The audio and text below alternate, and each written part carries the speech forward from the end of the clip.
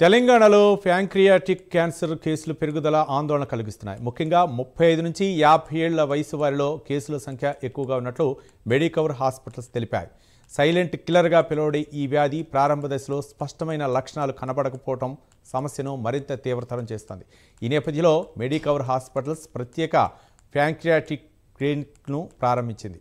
ఈ క్లినిక్స్లో gastroenterology, oncology, hepato ప్యాంక్రియా, బిరియాలజీ శస్త్రచికిత్స నిపుణులు కలిసి పనిచేస్తున్నారు. ఈ బృందంలో డాక్టర్ గోపాల్ భండారి, డాక్టర్ సంతోష్ ఎం నారాయణ్కర్, డాక్టర్ అజయ్ శేషారావు షిండే వంటి మెడికల్ గ్యాస్ట్రో ఎంట్రాలజీ నిపుణులు కీలక పాత్ర పోషిస్తున్నారు.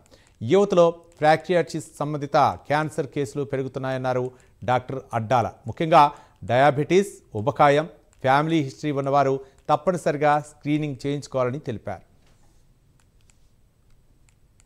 ప్యాంక్రియాస్ నుంచి వస్తుంది. సో కొంతమంది పిల్లలకి ఏంటంటే పుట్టినప్పటి నుంచి ఆటో ఇమ్యూన్ ప్రాబ్లం వల్ల ప్యాంక్రియాస్ దెబ్బతింటుంది. సో దీన్ని టైప్ 1 డయాబెటీస్.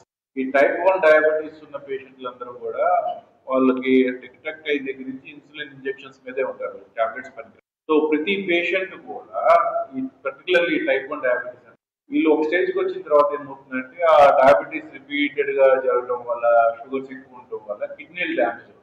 సో కిడ్నీలు డ్యామేజ్ అయ్యి కిడ్నీ ఫెయిల్యూర్లోకి వెళ్తారు. వీళ్ళు ట్రాన్స్ప్లాంట్కి కూడా వెళ్తారు, కిడ్నీ ట్రాన్స్ప్లాంట్. సో ఏదో చెప్తున్నా అంటే ఇందులో హైలైట్ చేయాల్సింది ఏంటి అంటే మనము మీ అందరికి లివర్ ట్రాన్స్ప్లాంట్ అనేది తెలుసు, కిడ్నీ ట్రాన్స్ప్లాంట్, ప్యాంక్రియాస్ కూడా మనం ట్రాన్స్ప్లాంట్ చేయొచ్చు. ఈ టైప్ 1 డయాబెటీస్ ఉన్న వాళ్ళకి మనం ప్యాంక్రియాస్ ట్రాన్స్ప్లాంట్ చేయడం వల్ల కిడ్నీతో పాటుగా ఇస్తాం అనమాట. 90% కిడ్నీ, ప్యాంక్రియాస్ రెండు కలిపిస్తాం. ఈ టైప్ 1 డయాబెటీస్ లో మనం ప్యాంక్రియాస్ ట్రాన్స్ప్లాంట్ చేయడం వల్ల మనకి కిడ్నీ గ్రాఫ్ట్ ఇంప్రూవ్ అవుతుంది, వాళ్ళకి లైఫ్ బెటర్ గా ఉంటుంది. సో ఇన్సులిన్ అవసరం పడదు. సో అన్ఫార్చునేట్లీ ఏంటంటే మనకి ఇండియాలో ఎక్కడా కూడా ప్యాంక్రియాస్ ట్రాన్స్ప్లాంట్ మీద డీప్ అవగాహన కానీ ఒక ప్రోగ్రామ్ కానీ ఎక్కడా లేదు.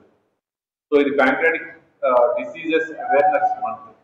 సో ఒక క్యాన్సర్ అనే కాదు, ప్యాంక్రియాస్ కి సంబంధించిన అన్ని డిసీజెస్ ఇంక్లూడింగ్ డయాబెటీస్ కానీ వేరే వేరే ఇతర ప్రాబ్లమ్స్ కానీ అన్ని అవేర్నెస్ క్రియేట్ చేయడానికి WHO specific ga ee month anta kuda programs run chestundi. About pancreatitis, apart from alcohol and genetics, one more cause is gallstone. Gallbladder lo stone, చిన్న stone ఉంటే gall bladder stone కోసం ప్యాంక్రియాటిస్ ఉన్నాయి చాలా chances. So ఇది gall stone కి main కారణం now in the current era obesity is increasing. So because of obesity, incidence of gallstones is also increasing. So over a period of time, frequent acute pancreatitis episodes, they will lead to chronic pancreatitis, which is one of the very common risk factors. So if we are able to tackle obesity, it will help a lot to prevent the pancreatic cancer also, to reduce the cancer. So the main reason to organize this walkathon is let's reduce the obesity. And for that, most important thing is everyone should start the physical exercise. So the purpose of introducing this walkathon is we should at least start walking daily. That will help in preventing not only pancreatic cancer but also other cancers also, along with other metabolic conditions. So I think you should spread all the awareness about, which will help all the patients, not only pancreas patients but other patients also.